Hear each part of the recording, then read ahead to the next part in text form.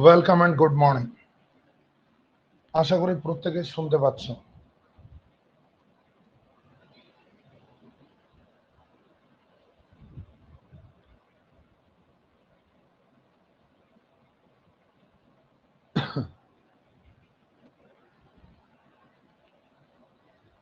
বেশ, thank you.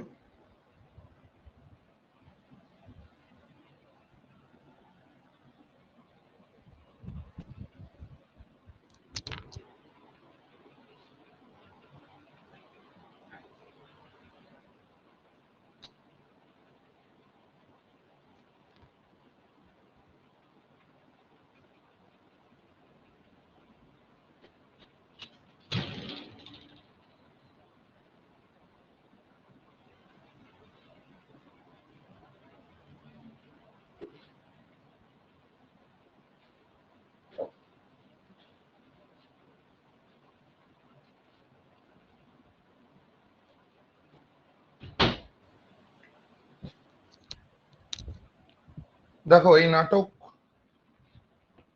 একটা anti sentimental কমেডির উদাহরণ। The play she stoops to conquer is an example of an anti sentimental comedy. এবং যে কমেডিটার মেন পারপাস হচ্ছে to laugh at the characteristics of a sentimental comedy. Sentimental কমেডির যে ক্যারেক্টারিস্টিক্স গুলো সেগুলোকে হেসে উড়িয়ে দেওয়া। অ্যান্টি সেন্টিমেন্টাল কমেডির সবসময় পারপাস ছিল, listen to me, anti sentimental কমেডির সবসময় পারপাস ছিল যে আমরা এমন এক ধরনের নাটক লিখব যে নাটকের মাধ্যমে আমার চিফ পারপাস, মেইন পারপাস বা সোল পারপাস হবে ইজ টু বা was to offer entertainment to my audience, যাতে করে আমি আমার অডিয়েন্সকে হাসাতে পারি, যাতে করে আমার অডিয়েন্স সত্যিকারের একটা জেনুইন হিউমার, সত্যিকারের একটা জেনুইন লাফটারকে তারা এক্সপেরিয়েন্স করতে পারে। এটা হচ্ছে main target anti sentimental comedy.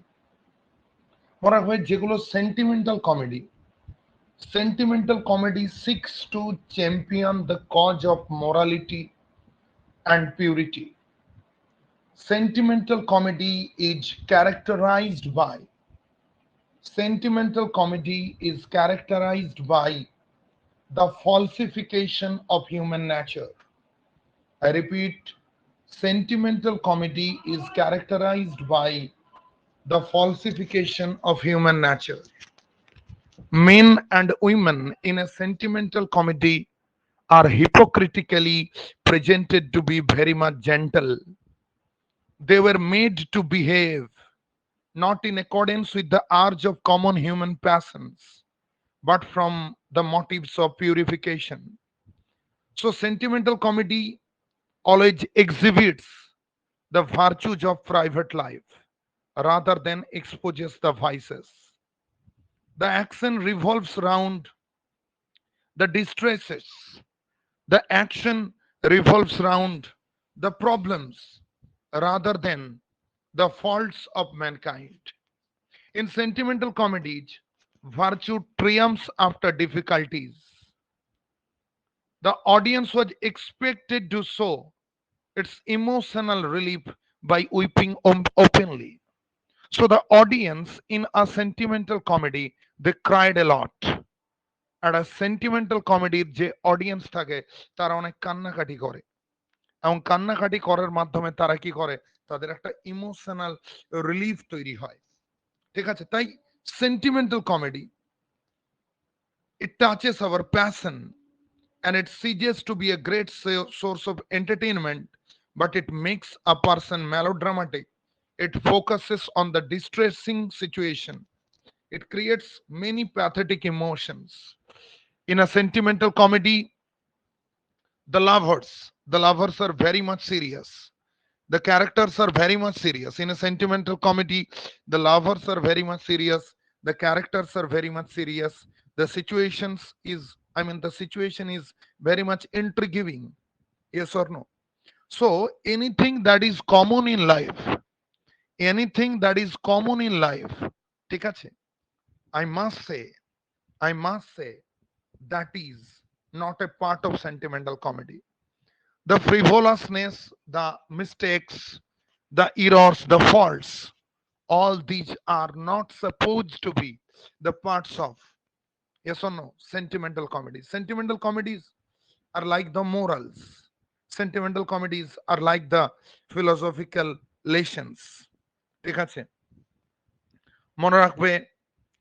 So এর ধরনের বেশ কিছু সেন্টিমেন্টাল ড্রামাটিস্ট আছেন, যেমন রিচার্ড কাম্বারল্যান্ড। ঠিক আছে, তিনি একজন বিখ্যাত সেন্টিমেন্টাল ড্রামাটিস্ট। কেলি, KELLEY, একজন বিখ্যাত সেন্টিমেন্টাল ড্রামাটিস্ট। তাহলে আমরা প্রথমে সেন্টিমেন্টাল ড্রামা নিয়ে জানবো। What is a sentimental drama or characteristics of sentimental drama? Actually, let me tell you all, the glorious revolution or the bloodless revolution of 1688, এটাকে bloodless revolution বলা হয় বা গ্লোরিয়াস রিভলিউশন বলা হয়, কারণ এই বিদ্রোহের ফলে কোনো মানুষ মারা যায়নি। The origin of sentimental comedy in England dates back to the bloodless revolution of 1688. ঠিক আছে, এবং যেটা কি করেছিল, তার পরবর্তী ক্ষেত্রে এই সেন্টিমেন্টাল কমেডি শুরু হয়েছিল। ঠিক আছে, সো আমরা হেডিং দেব শুরুতে সেন্টিমেন্টাল কমেডি। যদিও সিস্টুস টু কনকার কিসের উদাহরণ, it is an example of an anti sentimental comedy. But before knowing, আমি আবার বলছি, সেন্টিমেন্টাল কমেডিকে না জেনে অ্যান্টি সেন্টিমেন্টাল কমেডির ক্যারেক্টারিস্টিক্স বা সিস্টুস টু কনকার কেন অ্যান্টি সেন্টিমেন্টাল কমেডি, এটা জানা যাবে না। We must know all these things before clearly, এবং তারপরে আমরা এই জিনিসগুলোকে নিয়ে পড়বো। Just a second.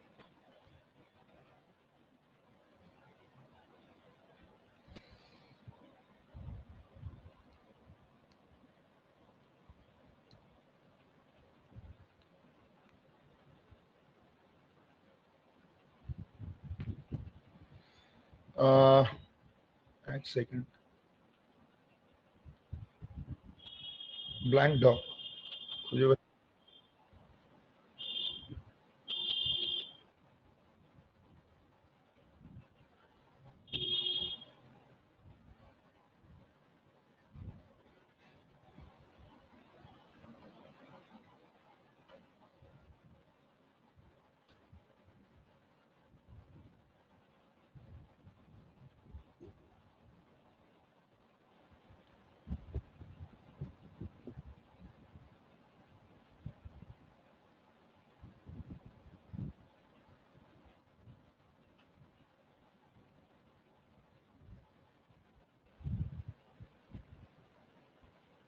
হেডিং দাও, sentimental comedy.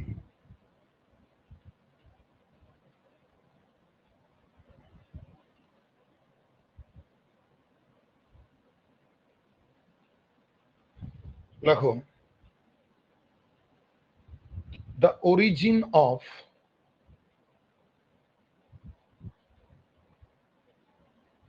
the origin of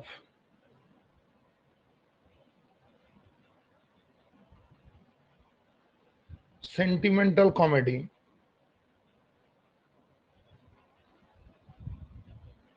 in England dates back to the bloodless revolution, to the bloodless revolution of 1688.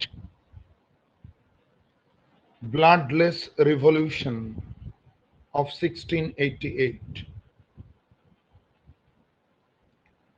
কি বললাম, the origin of sentimental comedy in England dates back to the bloodless revolution of 1688.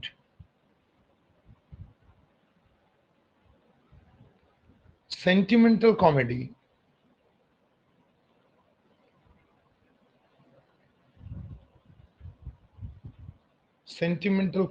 seeks to champion the cause of morality and purity. the cause of morality and purity. আবার বলছি sentimental comedy seeks to champion the cause of morality and purity. It is characterized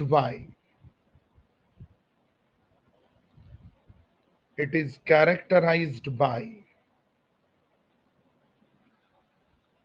the falsification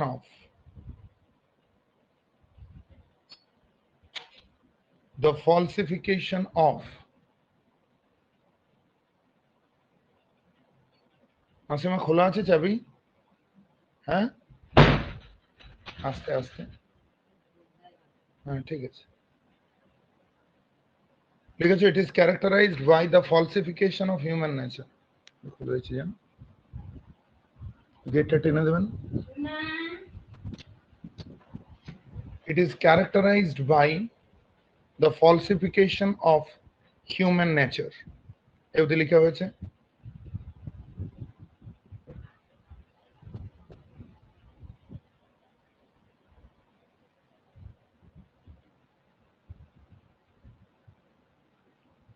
it is characterized by the falsification of human nature. দেখো men and women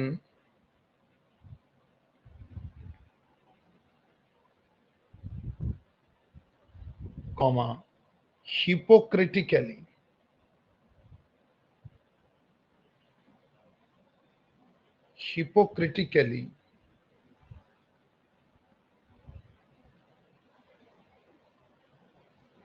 gentle, এবারটা টেক্সটের word GENTLL, were made to behave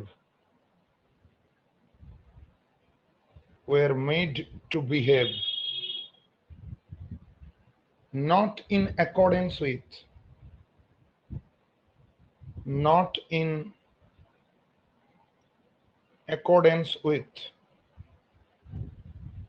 the urge of common human passions,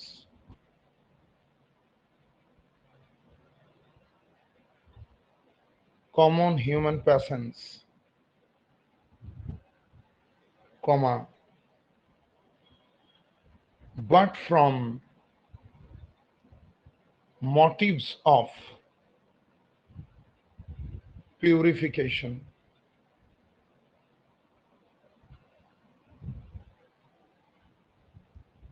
But from motives of purification. PURI, purification. PURIFICATION. আর দু একটা কথা লিখে এটা ডেফিনেশনটা শেষ করে আমরা বেরিয়ে যাব। Sentimental comedy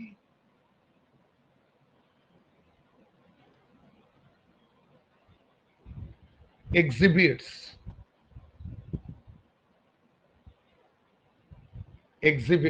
the virtues of private life, the virtues of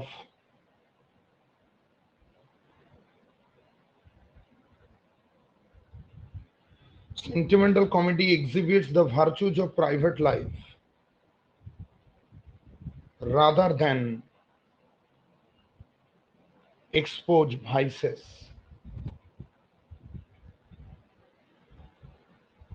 The action, এই কথাটা মুখস্থ করতে হবে সেন্টিমেন্টাল কমেডি ডেফিনেশন, এই পয়েন্টটা। The action revolves around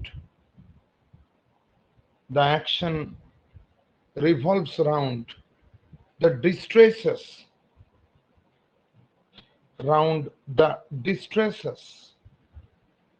rather than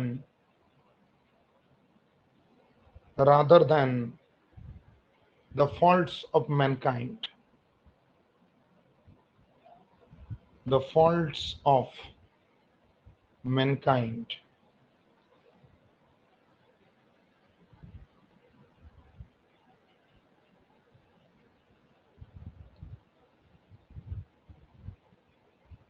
Sentimental comedy,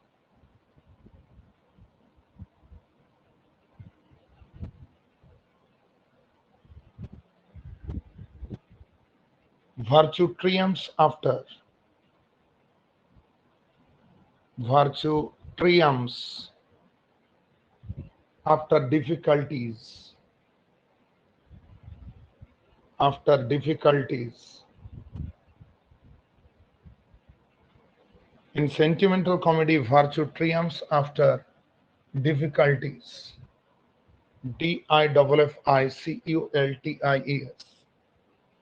In sentimental comedy, virtue triumphs after difficulties. হয়েছে? তাই সেন্টিমেন্টাল কমেডি বলতে সেই কমেডিগুলোকে বোঝানো হয় যে কমেডিগুলোর মধ্যে আমাদের হিউম্যান সেন্টিমেন্টের রেফারেন্স দেওয়া হয়, যে নাটকগুলো অনেক বেশি ফিলোসফিক্যাল, যে নাটকগুলো রিপ্রেজেন্ট করে আমাদের লাইফের সেন্টিমেন্টাল ইস্যুগুলোকে কেন্দ্র করে, যে নাটকগুলো আমাদেরকে শিখিয়ে দেয় এবং বুঝিয়ে দেয় লাইফের সেই সমস্ত চ্যাপ্টার্সগুলো, যে চ্যাপ্টার্সগুলো শিখিয়ে দেয় ফিলোসফিক্যাল লেসন্সকে। তাই সেন্টিমেন্টাল কমেডি আর দ্য সিরিয়াস কমেডিজ, তাই সেন্টিমেন্টাল কমেডিজ আর the philosophical comedies. Sentimental comedies are the grave comedies where the characters are genteel, where the characters are serious, where the lines are philosophical. সেগুলোকে sentimental comedy বলা হয়। আর এই sentimental comedy তৈরি হয়েছিল, ঠিক আছে, তারপর 1688 এর গ্লোরিয়াস রিভলিউশনের পরে এই সেন্টিমেন্টাল কমেডি তৈরি হয়েছিল। ঠিক আছে, এরপরে বুঝতে হবে সেন্টিমেন্টাল ড্রামাটিস্ট কারা। আমি বলছি huge Kelly and Richard Cumberland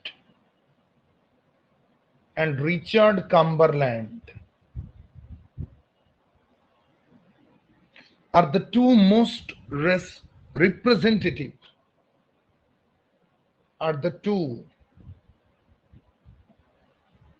most representative playwrights মানে dramatists of the sentimental school, of the sentimental school.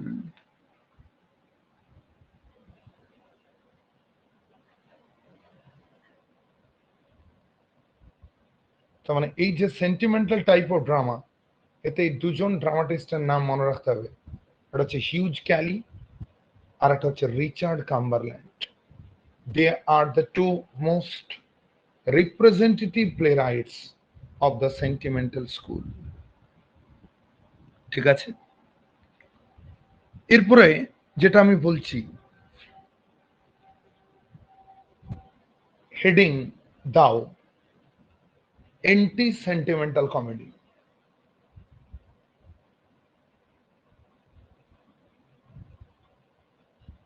Anti sentimental comedy. তাহলে দুজন সেলিব্রেটেড সেন্টিমেন্টাল ড্রামাটিস্ট, তাদের নাম তোমরা জানলে। এরপরে আমরা চলে যাচ্ছি এন্টি সেন্টিমেন্টাল কমেডি। ঠিক আছে, মনে রাখতে হবে গোল্ডস্মিথ, অলিভার গোল্ডস্মিথের কথা বলছি। তার যেটা প্রথম ড্রামা, যার নাম ছিল the good natured man, Oliver গোল্ডস্মিথের যে প্রথম ড্রামা, যেটার নাম ছিল the good natured man, it was staged by George Colman. একটা থিয়েটার ছিল, থিয়েটার নাম হচ্ছে কনভেনেন্ট গার্ডেন থিয়েটার, 1768 সালে এখানে প্রথমবার মঞ্চস্থ হয়েছিল। কিন্তু এই নাটকটা খুব একটা সফলতা পায়নি, মানে it was not a hit, it was not a successful play. এবং অলিভার গোল্ডস্মিথের উপরে ডিসঅ্যাপয়েন্টেড হয়ে গেলেন যে এত কষ্ট করে একটা নাটককে প্রডিউস করলাম, এক্সিবিট করলাম একটা থিয়েটারে, নাটকটার নাম the good natured man, but এই নাটকটা সাকসেসফুল ছিল না 1768 সালে। ঠিক আছে, he was bitterly disappointed, he was bitterly disappointed। এই নাটকটা মাত্র 9টা রাত চলেছিল, নাটকগুলো তখন নাইটে ইনঅ্যাক্টেড হতো, কিন্তু এই 9টা রাতের মধ্যে 3টে রাত এমন হাউসফুল গেছিল, ঠিক আছে, যাতে তিনি মোটামুটি 500 পাউন্ডের মতো টাকা কামিয়েছিলেন অলিভার গোল্ডস্মিথ। ঠিক আছে, প্রায় 500 পাউন্ডের মতো টাকা কামিয়েছিলেন। ঠিক আছে, কিন্তু এটা খুব একটা সাকসেসফুল ছিল না, মানে রোজগার হয়েছে, হয় না, সিনেমা ভালো হয়নি অথচ প্রথম 3 দিনে বিরাট বক্স অফিসে এসে গেছে, এরকম একটা ব্যাপার। The play was not of much success, but he was able to earn, a handsome, a lump sum amount of money। 5 বছর পেরিয়ে গেছে, তার 5 বছর পরে অলিভার গোল্ডস্মিথ ভাবলেন এরপর আমি আমার দ্বিতীয় নাটক নিয়ে আসি, এবং তিনি তার দ্বিতীয় নাটকটাকে নিয়ে এলেন, যে নাটকটার নাম হচ্ছে সি স্টুপস টু কনকার। যদিও এই নাটকের নাম তিনি প্রথমে রেখেছিলেন মিস্টেক্স অফ আ নাইট, এই নাটকের প্রথম নাম ছিল মিস্টেক্স অফ আ নাইট, পরবর্তী ক্ষেত্রে এই নাটকের নাম হয় সি স্টুপস টু কনকার। 5 বছর পরে তিনি এই নাটকটাকে প্রডিউস করলেন। কি নাম নাটকটা? C stoops to কনকার। 1771 শেষ দিকে তার এটা লেখা শেষ হয়েছে। At the end of 1771 তার এই নাটকটা লেখা শেষ হয়েছিল, এবং তিনি এই ম্যানাস্ক্রিপ্টটা কোলম্যানকে দিয়েছিলেন। কোলম্যান হচ্ছে কনভেন্ট গার্ডেন থিয়েটারের প্রডিউসার, যার নাম জর্জ কোলম্যান। জর্জ কোলম্যানকে দিয়েছিলেন, স্যার আমি মোটামুটি আরেকটা নাটক লিখেছি, আপনার তো থিয়েটার আছে, আপনার থিয়েটারটার নাম কনভেন্ট গার্ডেন থিয়েটার, এই থিয়েটারের মধ্যে আপনি চাইলে এটাকে মঞ্চস্থ করতে পারেন 1771 সাল নাগাদ। ঠিক আছে, 1771 সাল নাগাদ, ঠিক আছে, এই ঘটনাটা ঘটেছে। তিনি কি করলেন, তিনি এই নাটকটা তিনি লিখেছিলেন। ঠিক আছে, এরপরে ব্যাপারটা বুঝতে হবে যে কথাটাকে আমি বলছি, something you must keep it in understand, keep it in mind। ঠিক আছে, তার মানে 1771 সাল নাগাদ সি স্টুপস টু কনকার লিখলেন, এবং তিনি সেটাকে কি করলেন, ইনঅ্যাক্ট করে দিলেন, এবং এই ম্যানাস্ক্রিপ্টটা জর্জ কোলম্যানকে দিয়ে দিলেন। কোলম্যান দেখলেন যে এই ড্রামাটিস্ট অলিভার গোল্ডস্মিথের আগের নাটকটা তো খুব একটা ভালো চলেনি।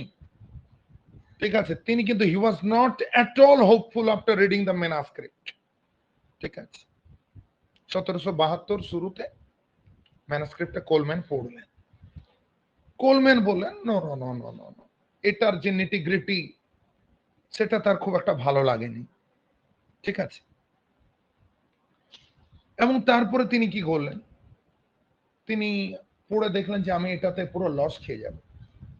জর্জ কোলম্যান দেখলেন যে একটা নাটক, এটাকে যখন আমি ইনঅ্যাক্ট করব, ঠিক আছে, আমি যদি এটা মঞ্চস্থ করি তাহলে আমি পুরোপুরি লস খেয়ে যাব।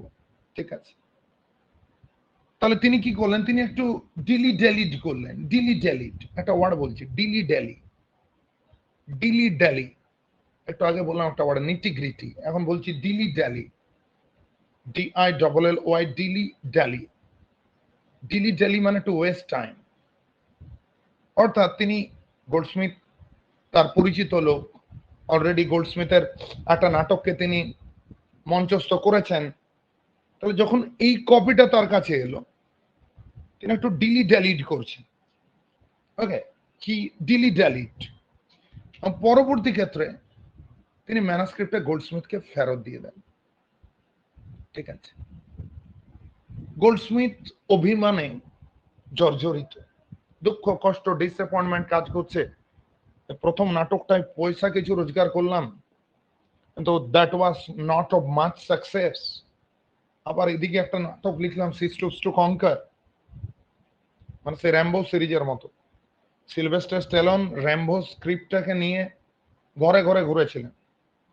ঠিক আছে, যে এটা এরকম একটা স্ক্রিপ্ট আছে, আমি সিনেমা বানাতে চাই, but I want to B the hero. All the producers declined. Yes or no? And later, the film became, after 7 or 8 years of the script. স্ক্রিপ্টের 7 থেকে 8 বছর পরে ফিল্মটা তৈরি হলো, পৃথিবীর বুকে একটা মানে হিস্ট্রি ক্রিয়েট করলো আর কি। তো অলিভার গোল্ডস্মিথের সিস্টার্স টু কনকারের যে ম্যানুস্ক্রিপ্ট, এই ম্যানুস্ক্রিপ্টটাকে কোলম্যান রিজেক্ট করে দিলেন। কোলম্যান বললেন, না আমি পারবো না, এই নাটকটা পড়ে আমার খুব একটা খাস লাগছে না। ঠিক আছে, এবং তখন অলিভার গোল্ডস্মিথ এই ম্যানুস্ক্রিপ্টটা ডেভিড গ্যারিকের কাছে পাঠাচ্ছেন। ঠিক আছে, এবং সেই সময় ডক্টর জনসন বলতে ডক্টর স্যামুয়েল জনসন, তিনি ইন্টারভেন করছেন এবং তিনি ম্যানুস্ক্রিপ্টটাকে গ্যারিকের হাত থেকে নিচ্ছেন এবং তিনি নিজে কোলম্যানের কাছে যাচ্ছেন।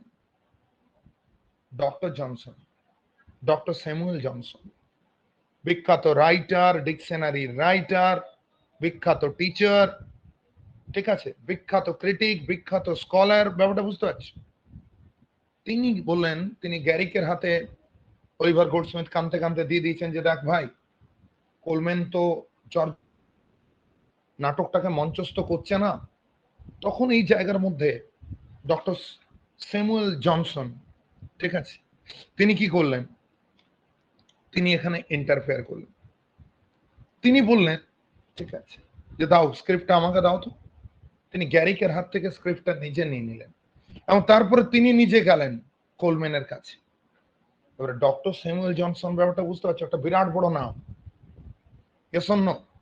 তাহলে সেই ডক্টর স্যামুয়েল জনসন যখন এই নাটকের স্ক্রিপ্টটা জর্জ কোলম্যানকে দিলেন, তখন জর্জ কোলম্যানের আর না বলা যায় না।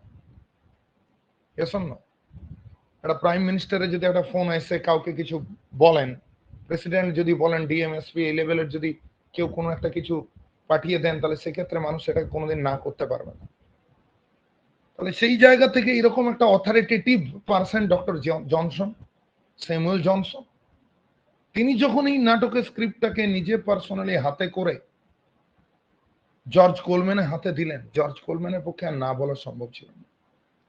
কোলম্যান বলছে ঠিক আছে স্যার, আমি নাটকটাকে ইনঅ্যাক্ট করে দিচ্ছি। এরপরে নাটকটা প্রথমবার প্রডিউসড হয়ে গেল 1773 মার্চের 15 তারিখ। 1771 নাটকটা কমপ্লিট, 72 স্ক্রিপ্ট দেওয়া হয়েছে কোলম্যানকে, কোলম্যান রিজেক্ট করে ফেরত দিয়ে দিয়েছে, দিয়েও আরো 1.5 বছর পেরিয়ে গেছে। 1773 ডক্টর স্যামুয়েল জনসনের ইন্টারফেয়ারেন্সে জর্জ কোলম্যান বললেন ঠিক আছে, আমি নাটকটাকে মঞ্চস্থ করে দিয়েছি। যদিও জর্জ কোলম্যান জানেন যে আমার টাকাটা যাচ্ছে, তিনি এটা খুব ভালো করে বুঝলেন, আমি তো নাটকটাকে ইনঅ্যাক্ট করে দিচ্ছি, there is no problem, but আমি শিওর, কারণ তিনি প্রডিউসার, তিনি এক্সিবিটার, তিনি টোটাল ব্যাপারটা খুব ভালো করে জানেন। এবং তিনি বললেন যে এই নাটকটার সাকসেস পাওয়ার চান্সেস খুব কম। Am I clear to everybody?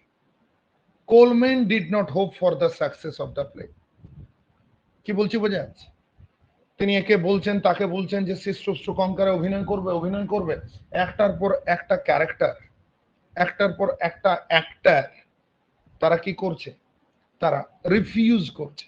They refuse to play their parts. They refuse to play their parts in the play. ঠিক আছে, আর সবচেয়ে বড় ব্যাপার, ঠিক আছে, যে রাইটার মানে অলিভার গোল্ডস্মিথ, তিনি শিওর ছিলেন না যে নাটকটার টাইটেল আমি কি দেবো। তাহলে অন্যান্য অভিনেতারা বলছে এই নাট্যকারটা নিজের কোনো ঠিক নাই, ওর নাটক আবার কে অভিনয় করে, নাটকটার টাইটেল এখনো দিতে পারেনি। একজন বলল যে আচ্ছা আপনি তাহলে বেল স্ট্র্যাটাজাম এই নাটকটার টাইটেল দিয়ে দিন তো। শুভঙ্করের টাইটেল বেল স্ট্র্যাটেজাম, ঠিক আছে। তিনি বললেন না না এই টাইটেলটা আমার পোষাচ্ছে না। একজন বলল তাহলে এক কাজ করুন, দ্য ওল্ড হাউস আর new inn, the old house আর নিউ ইন এই টাইটেলটা দিয়ে দিন। দ্য ওল্ড হাউস আর নিউ ইন মানে পুরনো বাড়ি নতুন সরাইখানা, এই টাইটেলটা দিয়ে দিন। অলিভার গোল্ডস্মিথ বলছেন না না না না এই টাইটেলটা আমার পছন্দ নয়। তখন আরেকজন বললেন যে চলুন এই টাইটেলটা দিয়ে দিন তো, the mistakes of a night. পাচ্ছে বুঝলেন, আমি গল্পটা সে গোড়ার থেকে তুলছি। একজন বললেন মিস্টেক্স অফ এ নাইট এই টাইটেলটা দিয়ে দিন তো, তাহলে হ্যাঁ এই টাইটেলটা ঠিক আছে, এই টাইটেলটা আমি দিয়ে দিলাম। অবশেষে জন ড্রাইডেনের একটা লাইনের কথা মনে পড়লো, জন ড্রাইডেনের বিখ্যাত লাইনের কথা মনে পড়লো অলিভার গোল্ডস্মিথের। যে লাইনটা কি, but kneels to conquer yet stoops to ride. কি বললাম? But kneels to conquer yet stoops to ride. আরেকবার, but kneels to conquer but stoops to ride. এই টাইটেলটা তার মনে পড়লো। আর যখনই মনে পড়লো তখনই গোল্ডস্মিথ বললেন ছাড়ো, মিস্টেক্স অফ এ নাইট এটাকে আমি সাবটাইটেল করে দিচ্ছি, আর সি স্টুপস টু কনকারকে মেন টাইটেল করে দিচ্ছি। এইভাবে হয়ে গেল she stoops to conquer main title আর মিস্টেক্স অফ এ নাইট এর সাবটাইটেল। স্টোরিটা বোঝা গেল? কি বললাম? Very informative story about the choosing of the title. একটা নাটককে যেটা দেখতে এত ইজি লাগে সেটার উপর দিয়ে কিরকম একটা কমপ্লেক্সিটিস গেছে, তার বিহেভিয়ার কিরকম কমপ্লেক্সেস গেছে, সেই জিনিসটাকে মাথার মধ্যে রাখতে হবে। তাহলে আমি এরপর এমসিকিউ টাইপের কোশ্চেন জিজ্ঞাসা করব।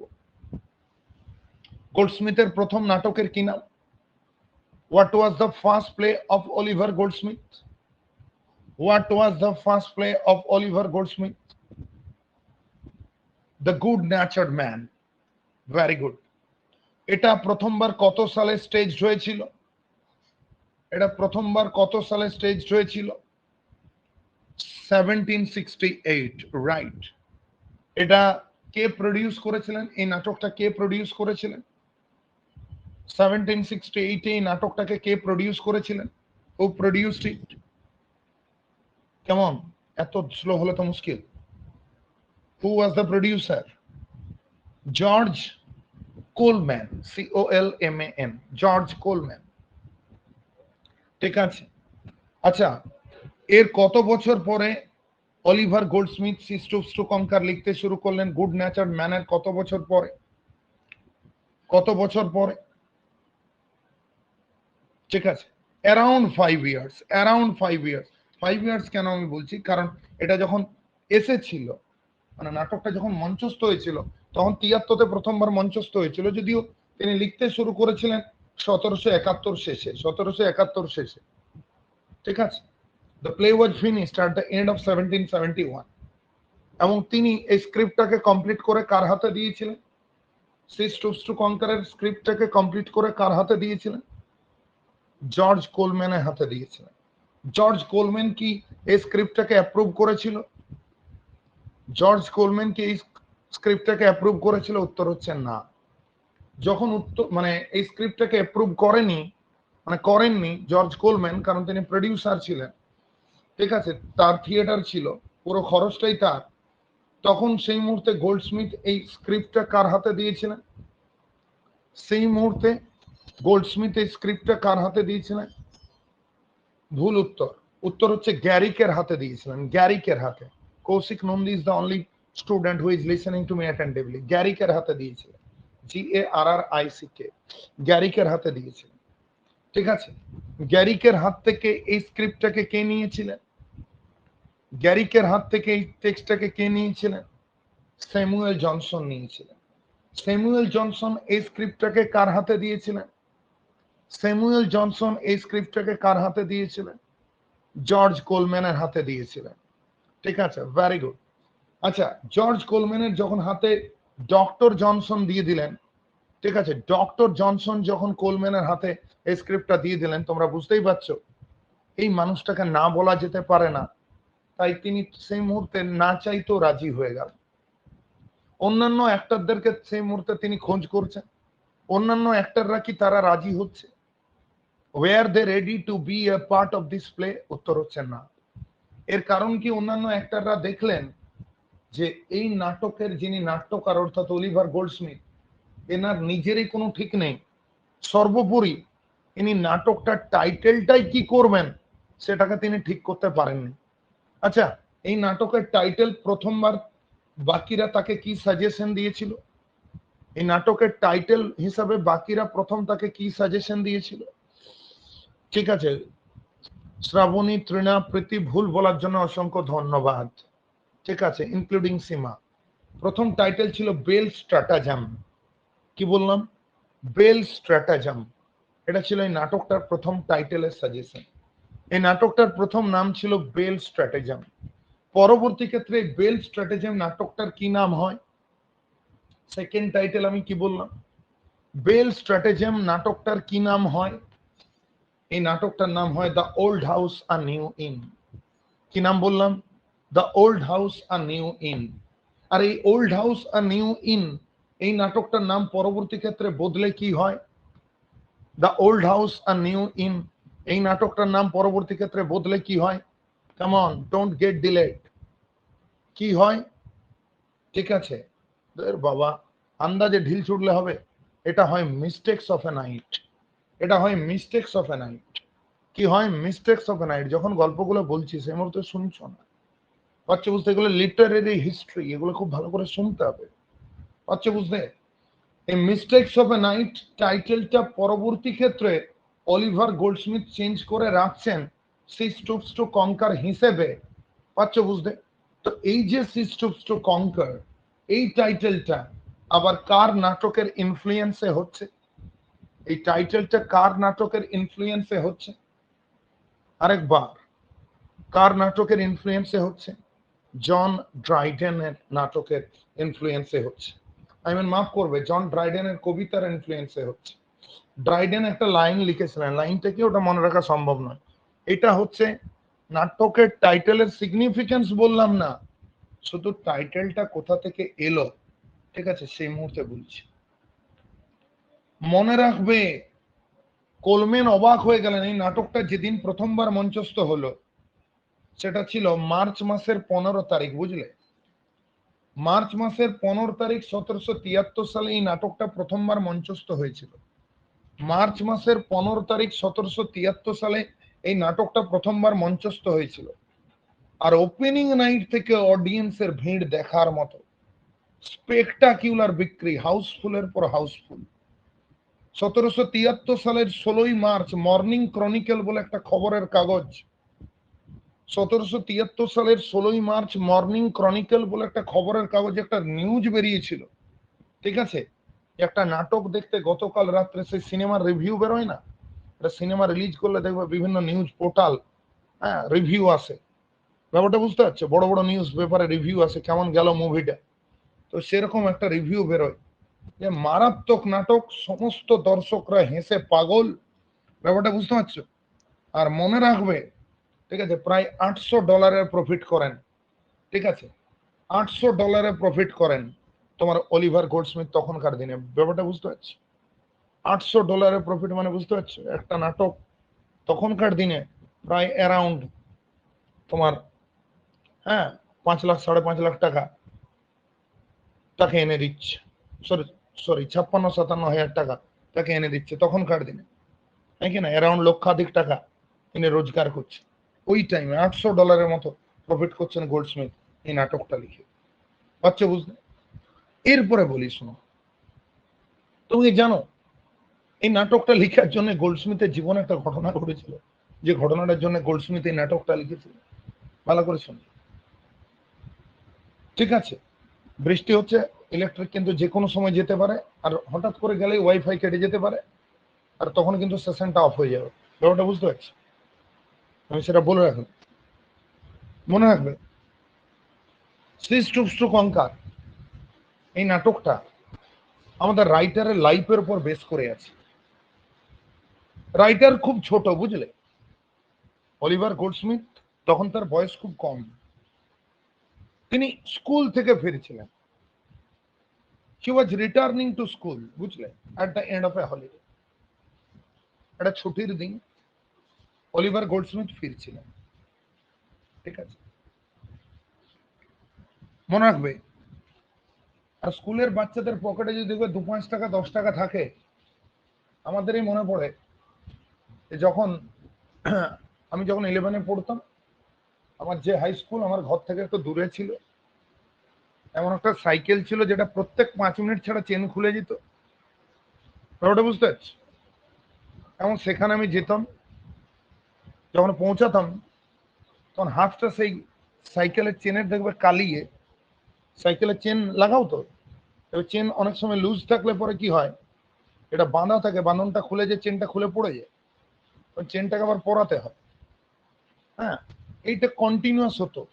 The same thing that happens with my cycle. যখন আমি পৌঁছাতাম তখন হাতটাকে পুরোপুরি মনে হতো যেন গ্যারেজ থেকে কাজ করে আসছে, বুঝতে পারছি? তো সেরকম একটা টাইমে I use to get rupees 2 টাকা I use to get every day. 2 টাকা, বুঝতে পারছি? 1 টাকা পিস সিঙ্গাড়া, 1 টাকা পিস সিঙ্গাড়া, ব্যাপারটা বুঝতে পারছি? তাহলে 2 টাকা পেতাম। তো 2 টাকা যখন পকেটে ঢুকে যেত না, তখন গুরু মনে হতো আই এম দ্য বস। সরে যা, সরে যা, সরে যা, এই সামনে থেকে সর, এই ডাইনে সর, বাঁয়ে সর, বস যাচ্ছে, বস। কেন? আমার পকেটে 2 টাকা আছে, 2 টাকাও শেষ, আনন্দও শেষ। ব্যাপারটা বুঝতে পারছি? তাহলে মনে রাখবে, তো অলিভার গোল্ডস্মিথ ওরকম একটা হলিডের দিনে যখন স্কুল থেকে ফিরছেন, তার পকেটে একটা টাকা আছে, ওই টাকাটাকে বলে গিনি, ঠিক আছে? তার পকেটে ওই গিনি টাকাটা রয়েছে। এরপরে তখন তার মনে হলো, রাস্তার পাশে একটা বিরাট বড় হোটেল আছে, রেস্তোরাঁ আছে, এখানে একটু দাঁড়াই, এখানে একটু খাওয়া দাওয়া করি। ব্যাপারটা বুঝতে পারছি?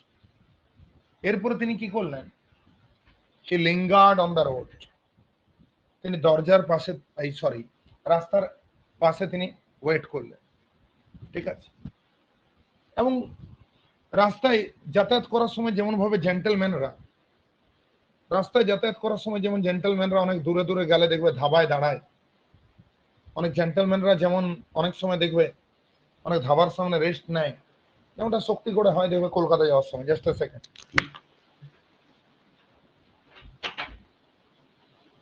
একটা দেখবেন ল্যাংচার দোকান আছে, রাইট? সেখানে দেখবে সমস্ত বাস যে থামছে, ওখানে সবাই একটু খাওয়া দাওয়া করছে, হ্যাঁ, এবং তারপরে আবার জার্নি শুরু। চলো, তাহলে আমরা দেখতে পাচ্ছি খুব সিম্পল জিনিস। অলিভার গোল্ডস্মিথ ওরকম তার পকেটে টাকা আছে, এবং পকেটের টাকা নিয়ে তিনি ফিরছেন। পকেটে টাকা আছে এবং ওই টাকা নিয়ে তিনি ফিরছেন, খুব সিম্পল।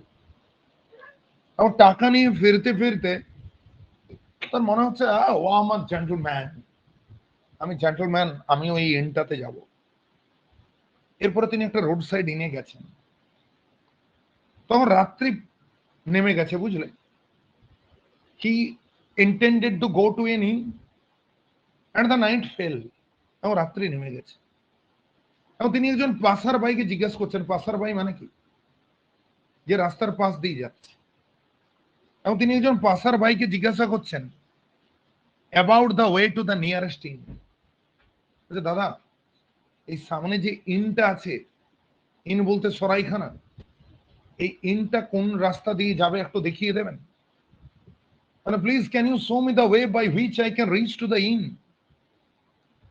তিনি বলছেন এই সামনে যে ইনটা আছে, এই ইনটা কোন রাস্তা দিয়ে যাবে, এই ইনটা আমাকে একটু দেখিয়ে দেবেন? খুব সিম্পল, ভালো করে বুঝবেন, ঠিক আছে? So he intended to go two in. He mate with a gentleman at some road side in. রাত্রি পড়ে গেছিল, তিনি একজন পাসার ভাইকে জিজ্ঞাসা করলেন যে নিয়ারেস্ট ইনে কিভাবে যাবেন, ঠিক আছে? অ্যাকচুয়ালি তিনি বুঝতে পারেননি ওখানে তখনকার দিনে এক বিরাট বড় জোকার ছিল, যার নাম ছিল কর্নেলিয়াস কেলি। আচ্ছা, বুঝলেন? ওই কর্নেলিয়াস কেলি হচ্ছে বিরাট বড় জোকার, বুঝলে তো। সে বললো, ও আচ্ছা, তুমি সামনে ঋণে যাবে অলিভার গোল্ডস্মিথ, যাও যাও, ঠিক আছে, ওই যে বাড়িটা আছে না, ওই বাড়িটাই চলে যাও। সমস্যা বুঝতে পারছো? ওই বাড়িটাই চলে যাও। ওই বাড়িটা কার?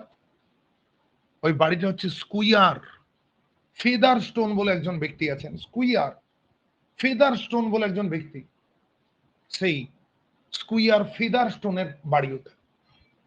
ওই বাড়িটা কার বাড়ি? স্কুইয়ার ফেদার স্টোনের বাড়ি। অলিভার গোল্ডস্মিথ পকেটে পয়সা আছে, ঠিক আছে, এক মাথা শখ আছে, এই নিয়ে থাকবো আমি, ঠিক আছে, মানে I will go and I just want to stay in an inn. আমি যাব এবং আমি একটা ইনে থাকবো, এই টার্গেট নিয়ে তিনি যাচ্ছেন। তিনি তো বুঝতে পারছেন না যে তার দেখা হয়েছিল কর্নেলিয়াস কেলির সাথে, এবং কর্নেলিয়াস কেলি কি করেছে, তাকে ভুল বুঝিয়ে দিয়েছে। অলিভার গোল্ডস্মিথ সাত পাঁচ না ভেবে সেই বাড়িটার দিকে গেলেন। ওই বাড়িটা অ্যাকচুয়ালি হোটেল নয়, লজ নয়, রেস্তোরাঁ নয়। ওই বাড়িটা কার বাড়ি? একজন ওয়েলদি জেন্টলম্যানের বাড়ি। পাচ্ছ বুঝতে? ওই বাড়িটা কার বাড়ি? ওই বাড়িটা হচ্ছে একজন ওয়েলদি জেন্টলম্যানের বাড়ি, অ্যাজ সিম্পল অ্যাজ দ্যাট, ঠিক আছে। অলিভার গোল্ডস্মিথ দরজায় বেলকে রিং করলেন and was shown as a supposed guest at the parlor of the square. এবং তারপরে দরজা রিং করে তিনি ঘরের ভিতরে ঢুকে গেলেন, যেমন ভাবে হয় আর কি, হোটেলে রেস্তোরাঁয় ঢোকার সময় সবাই এমন ভাবে, ঠিক আছে, লোকের হোটেল লোকের রেস্তোরাঁয় যে চেয়ারে বসে, এটা তারই ঘর। তুমি দেখবে কোন একটা রেস্তোরাঁয় তুমি খেতে যাবে, ঠিক আছে, বা কোন একটা হোটেলে তুমি দুপুরবেলায় ভাত খেতে যাবে, ঠিক আছে, বাইক সাইকেল বাস থেকে নেমে তুমি এমন ভাবে হোটেলে ঢুকে যাবে যেন অ্যাজিব, ঠিক আছে, it has been built by your money, যেন এটা তোমার টাকা দিয়ে তৈরি, and you will just occupy a seat just beneath a fan as if the fan was hanging from the ceiling only for you, ঠিক আছে। এরকম দেখবে হাই অ্যাটিটিউড নিয়ে মানুষ যে হোটেল রেস্তোরাঁয় বসে। তাহলে অলিভার গোল্ডস্মিথ সাত মাথা না ভেবে, ঠিক আছে, তিনি সেখানে প্রবেশ করে গেছেন, এবং প্রবেশ করে তিনি কিন্তু পার্লারে বসে গেছেন, ঠিক আছে। এরপরে বোঝার চেষ্টা করো, মনে রাখবে অলিভার গোল্ডস্মিথ এরপরে সাপার খাচ্ছেন, তারপরে তিনি বটল অফ ওয়াইনকে অর্ডার করেছেন, ঠিক আছে। He not only requested his host to drink with him, but also invited the latter's wife and pretty daughter to the supper room, ঠিক আছে। অলিভার গোল্ডস্মিথ ওই বাড়ির কর্তা, তার স্ত্রী এবং তার মেয়েকে অবধি বলছেন যে আসুন আমার সাথে খাওয়া দাওয়া করবেন, আসুন। তারপরে অলিভার গোল্ডস্মিথ ঘুমোতে যাচ্ছেন নিজের রুমে, ঠিক আছে, এবং একটা ইনস্ট্রাকশন দিয়ে যাচ্ছেন, একটু হট কেক আমার জন্য বানিয়ে রাখবেন, সকালে আমি খাবো, ঠিক আছে, কারণ সকাল প্রচন্ড ঠান্ডা, সকালে আমি খাবো, ঠিক আছে। মনে রাখবে পরবর্তী ক্ষেত্রে অলিভার গোল্ডস্মিথ এটা বুঝতে পারেন একটা বিরাট বড় মিসআন্ডারস্ট্যান্ডিং করে ফেলেছি, কারণ আমি হোটেল মনে করে যে ঘরটায় ঢুকেছি, ঠিক আছে, রাত্রের অন্ধকারে, কারণ আমাকে ভুল বুঝিয়েছে স্কুইয়ার, মাফ করবে, আমাকে ভুল বুঝিয়েছে কর্নেলিয়াস কেলি, স্কুইয়ার ফেদার স্টোনের বাড়িটাকে একটা ইন বলে দেখিয়ে দিয়েছে। তুমি যদি দেখো এই পুরো নাটকটাকে, টু কঙ্কার, এই নাটকে মার্লো বলে চরিত্রটা আসবে, এবং চরিত্রটা এসে সে তার হবু শ্বশুরের বাড়ি মিস্টার হাডকেসেলের বাড়িকে ইন বলে মনে করবে এবং সেখানে প্রবেশ করবে। আর ওটাকে ও ইন বলে সারা জীবনে মনে করতো না, আনটিল এন্ড আনলেস টনি লামকিন তাকে যদি না ভুল বোঝাতো। অর্থাৎ তাকে কে ভুল বুঝিয়েছে? টনি লামকিন। টনি লামকিন কি বলেছে যে রাত্রিবেলায় আপনি এখানে মিস্টার হাডকেসেলের বাড়ি খুঁজে পাবেন না, এই জায়গাটা মারাত্মক খতরনাক, আপনাকে একটা বাড়ি দেখিয়ে দিচ্ছি, এই বাড়িটা হচ্ছে এই জায়গার মধ্যে সবচেয়ে দারুণ লজ বা ইন, যেখানে lodging and fooding both are available, আপনি এই জায়গাতে যান, এই জায়গাতে যেয়ে থাকবেন যান।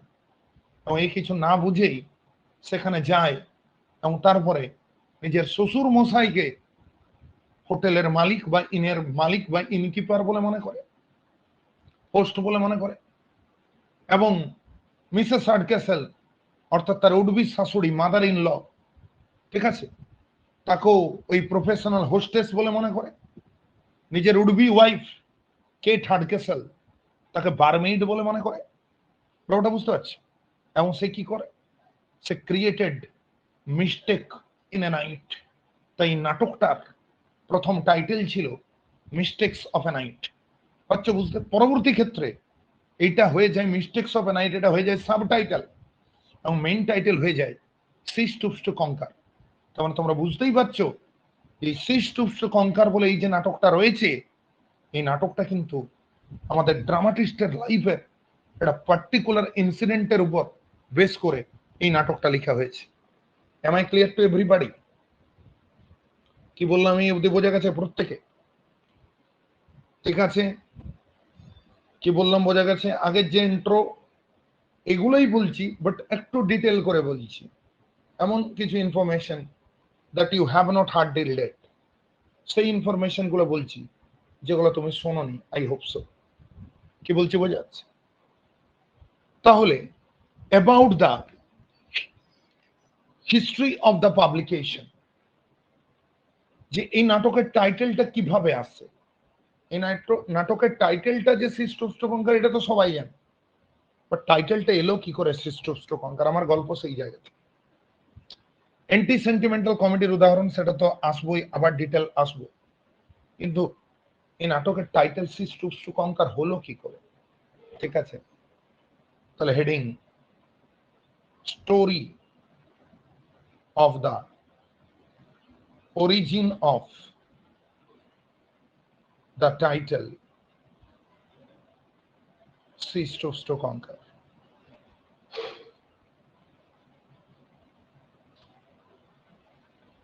Story of the origin of the title Cease to Conquer. Story of the origin of the title Cease to Conquer. উত্তরে চলে যাও।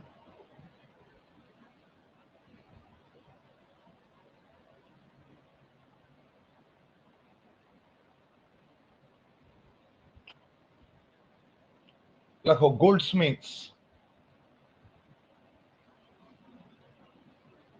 first drama,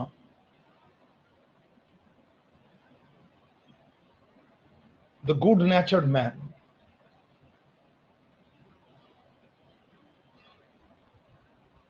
The Good-Natured Man was staged by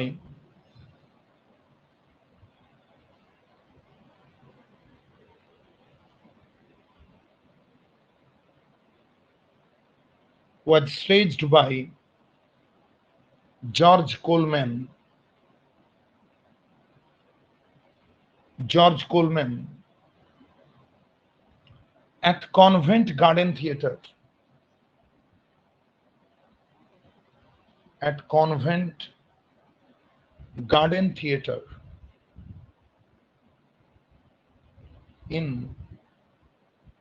1768.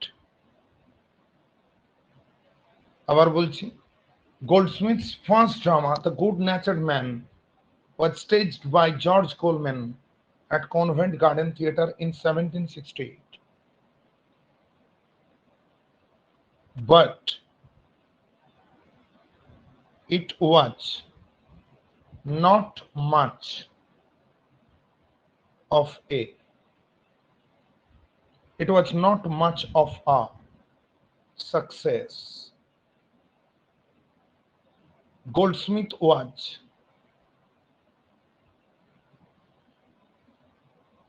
bitterly disappointed.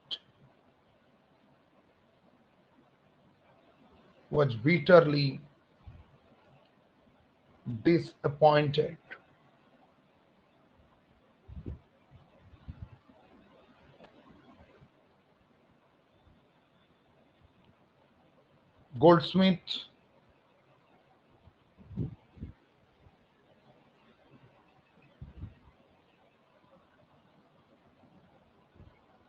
started to compose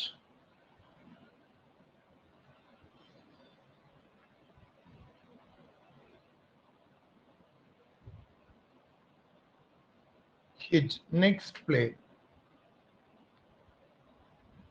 and finished it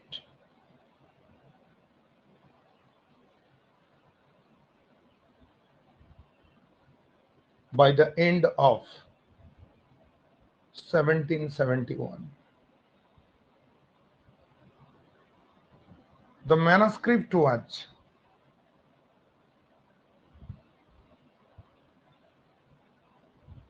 handed over to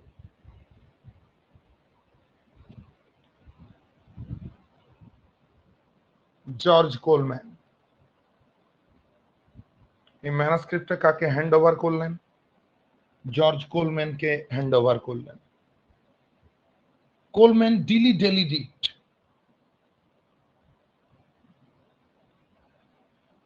Coleman dilly dallied it.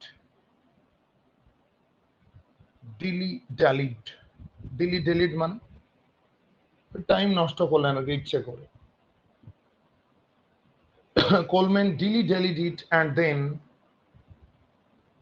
returned it over to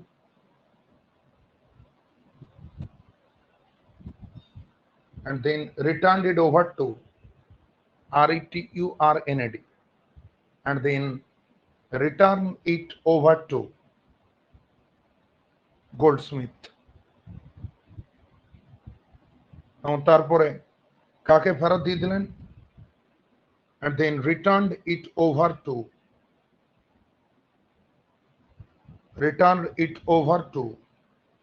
Goldsmith.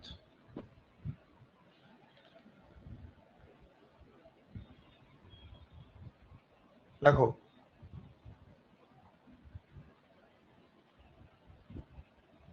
deeply mortified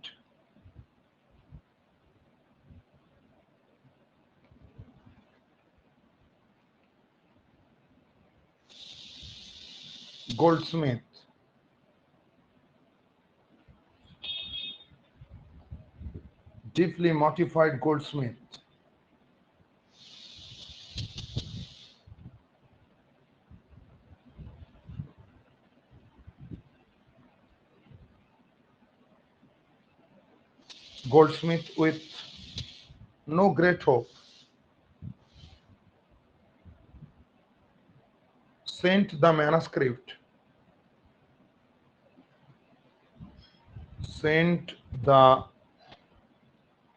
MANUSCRIPT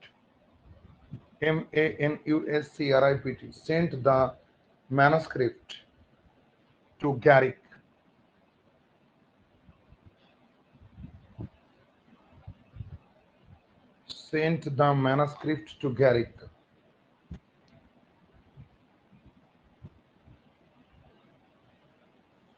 দেখো, doctor Johnson, দুজন Johnson আছে, খেয়াল রাখবে। এটা হচ্ছে Ben Jonson, তার স্পেলিংটা হচ্ছে JONSON। তিনি হচ্ছেন বেন জনসন। আরেকজন হচ্ছেন Samuel Johnson.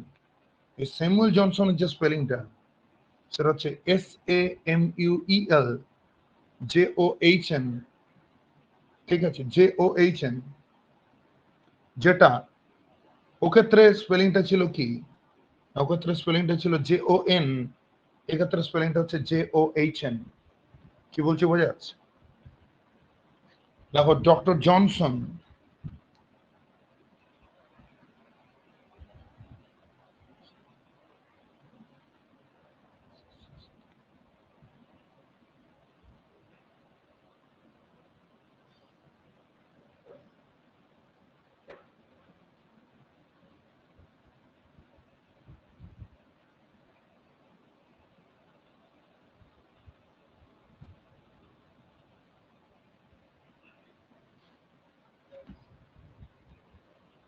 The deeply mortified Goldsmith with no great hope sent the manuscript to Garrick.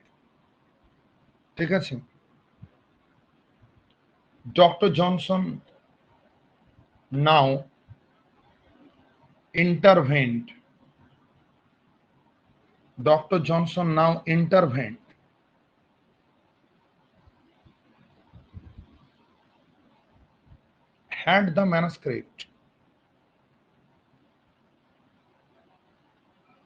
had the manuscript MANUSCRIPT, manuscript মানে পাণ্ডুলিপি।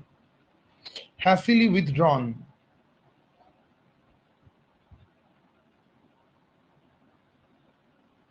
hastily withdrawn from Garrick's hands,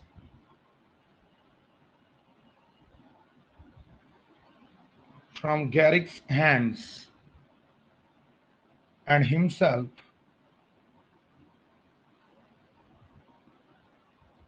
went to Coleman,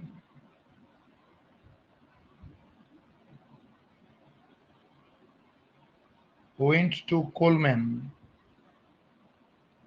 with the result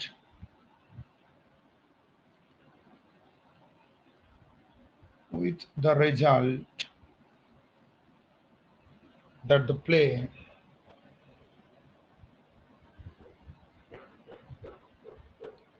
was at last produced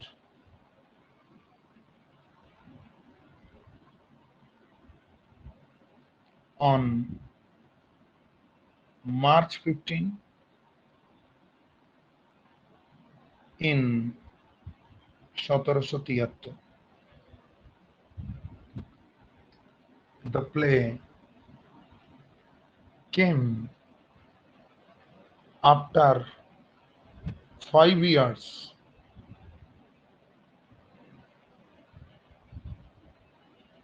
of his first play. তার প্রথম নাটকের 5 বছর পরে এই নাটকটা এলো। এ অবধি লেখা হয়েছে তার প্রথম নাটকের 5 বছর পরে এই নাটকটা এলো।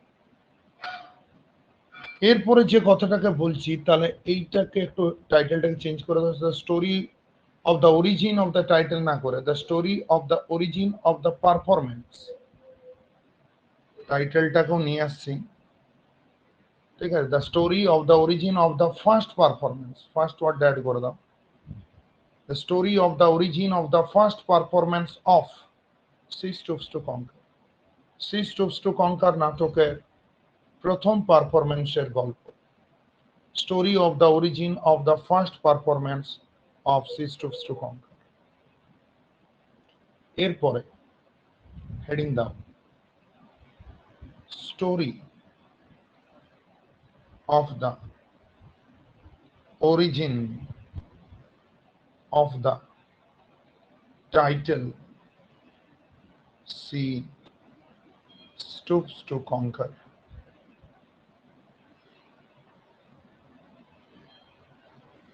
Story of the origin of the title She Stoops to Conquer. Story of the origin of the title She Stoops to Conquer. দেখো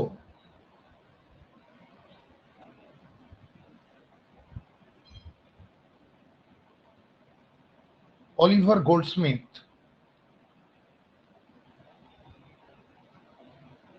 himself was confused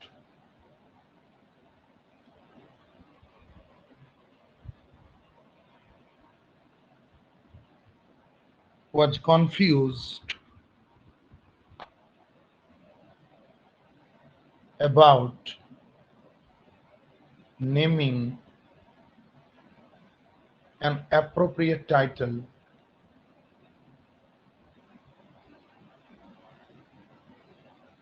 to this play.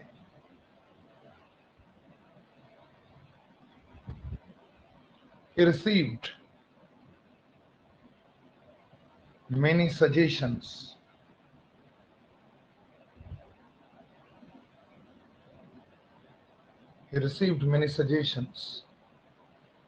and went through this and went through this. He received many suggestions and went through this. He received many suggestions and went through this. অনেক suggestions পেয়েছিলেন এবং সেই suggestions গুলোর উপর দিয়ে go through করেছিলেন। He received many suggestions and went through this. ঠিক আছে,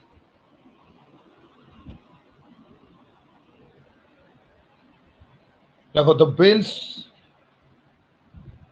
stratagem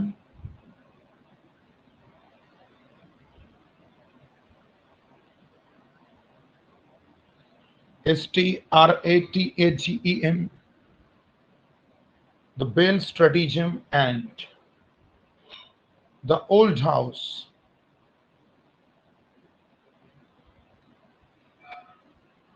comma, a new inn. আবার বলছি the Bell stratagem and the old house, comma, a new inn, where among the suggestions, were among the suggestions, comma, while still a third one was,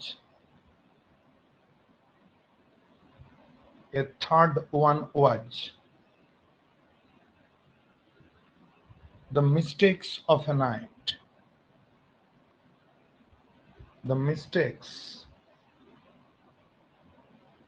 of a night. Our were among the suggestions, while still a third one was the mistakes of a night. Quotation close karo, full stop dao. Finally, recalling a line from Dryden,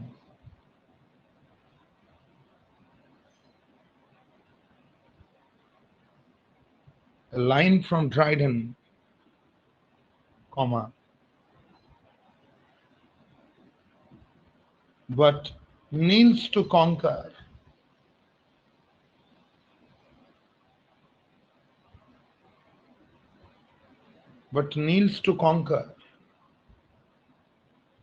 and yet stoops to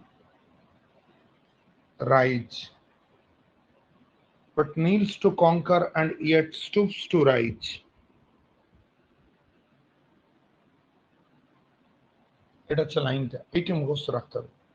But kneels to conquer and yet stoops to rise. ঠিক আছে, quotation close. Goldsmith decided on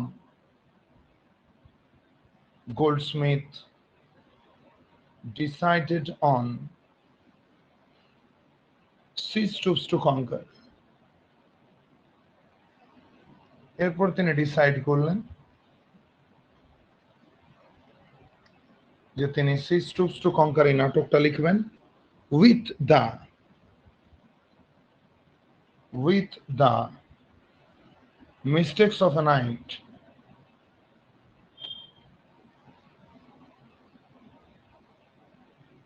the mistakes of a night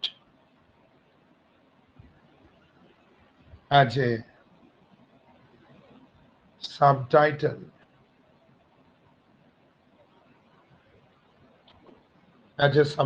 হয়েছে story of the origin of the title she stoops to conquer.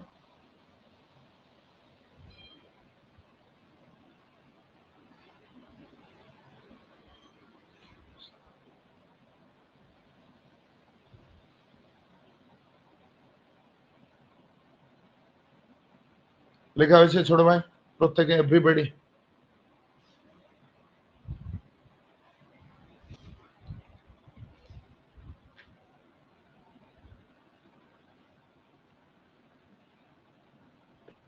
একটা চিঠি পড়ি চলো।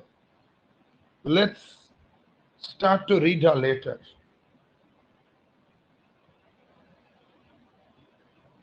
বাবা চিঠিটা কই?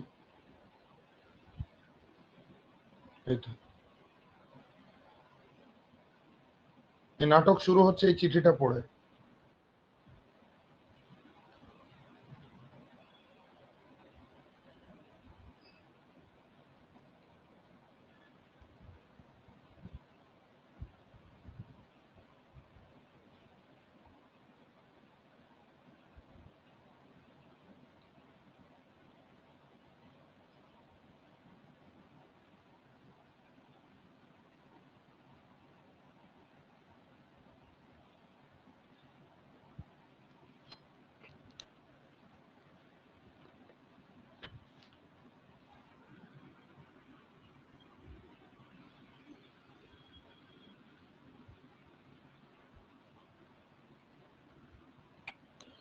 দেখো প্রথমে এই যে চিঠিটা,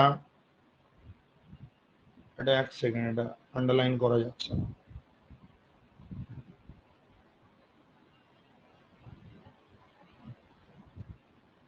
যাচ্ছে।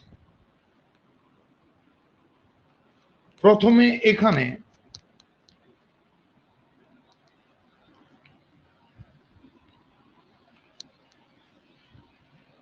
স্যামুয়েল জনসনের প্রতি একটা চিঠি, এবং সেই চিঠিটা আমরা দেখতে পাচ্ছি। স্যামুয়েল জনসন কে? 18th সেঞ্চুরির একজন বিখ্যাত 18th সেঞ্চুরির একজন বিখ্যাত রাইটার। তিনি ক্রিটিক, তিনি অ্যাসেইস্ট, বাচ্চা বুঝতে, এবং সর্বোপরি তিনি একজন বিখ্যাত লিটারেটিউর, এমন একজন ব্যক্তি তিনি সত্যি সত্যি ওই এজটাকে রিপ্রেজেন্ট করেন।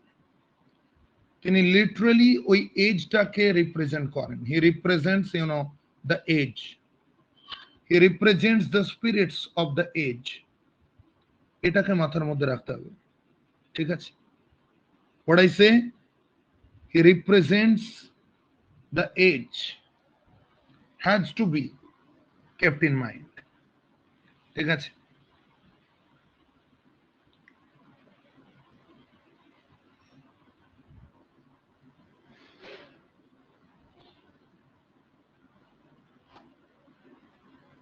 এক সেকেন্ড,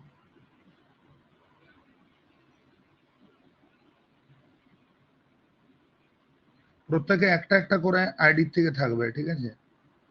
দুটো করে আইডি থেকে একজন সিঙ্গেল পারসন থাকবে না।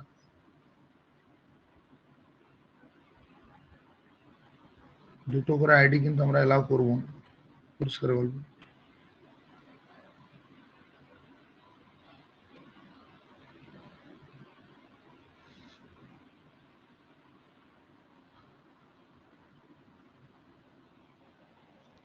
ক্লিয়ার?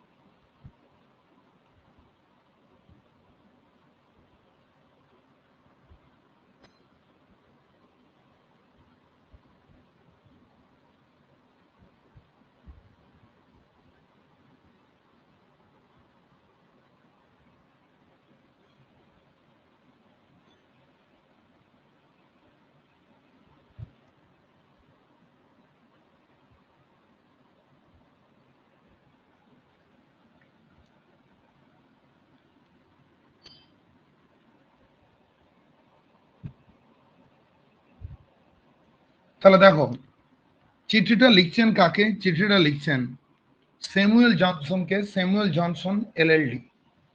তোমরা বুঝতে পারছো, এলএলডি হচ্ছে তার ডিগ্রি, যেমন এলএলবি হয় সেরকম এলএলডি, এটা তার ডিগ্রি। আর মনে রাখবে, একটা বই ছিল, একটা বিখ্যাত অটোবায়োগ্রাফি ছিল, এবং সেই অটোবায়োগ্রাফিটার নাম হচ্ছে লাইফ অফ স্যামুয়েল জনসন। আবার বলছি, অটোবায়োগ্রাফিটার নাম কি? Life of Samuel Johnson. I repeat once more, life of Samuel Johnson.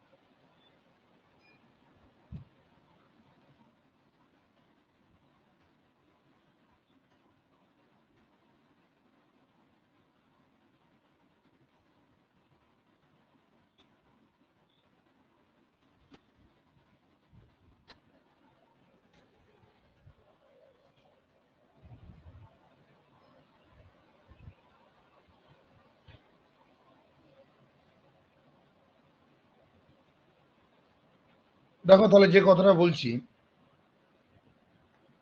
যে স্যামুয়েল জনসনকে নিয়ে একটা বই লিখেছিলেন তার বিখ্যাত ছাত্র, তার নাম জেমস বোসওয়েল, এবং সেই বইটার নাম হচ্ছে the life of Samuel Johnson, LLD। এটা হচ্ছে বইটার নাম। এটা একটা biographical book written by Samuel Johnson. Samuel Johnson একজন রাগী, ঠিক আছে, টিচার ছিলেন, প্রচন্ড রাগী, কথায় কথায় মাথা গরম হয়, এই ধরনের একজন টিচার, কিন্তু খুব লার্নেড, নলেজেবল। তার একজন স্টুডেন্ট ছিল, এবং তার একজন স্টুডেন্ট ছিল, সে স্টুডেন্টের নাম জেমস বোসওয়েল। তার স্টুডেন্টের কি নাম বলো আমি? তার স্টুডেন্টের নাম হচ্ছে জেমস বোসওয়েল, ঠিক আছে। তো যখন যে মুহূর্তে, ভালো করে বুঝবে, যে জেমস বোসওয়েল আবার টাইমে আসে না, কোয়ালিফাইড স্টুডেন্ট, কিন্তু মোটামুটি একটু ইরেগুলার টাইপের। জেমস বোসওয়েলকে, ঠিক আছে, তিনি বলেছিলেন যে যাও তুমি আমার অটোবায়োগ্রাফি লিখো, ঠিক আছে। এবং তখন সে অটোবায়োগ্রাফি লেখা হচ্ছে। আমি আবার বলছি, তখন অটোবায়োগ্রাফিক্যাল লেখা হচ্ছে। ট্রাই টু আন্ডারস্ট্যান্ড, খুব সহজ জিনিস। তো সেই জেমস বসওয়েলের অটোবায়োগ্রাফি লাইফ অফ জনসন পড়ে মোটামুটি জনসনকে নিয়ে কিছু জানা যায়। কারণ স্টুডেন্ট টিচারকে যে ভালোভাবে দেখে, স্টুডেন্টের কলমে টিচারের যে ডেসক্রিপশন পায়, সেটা খুবই গুরুত্বপূর্ণ যায়। এটা মাথার মধ্যে রাখতে হবে।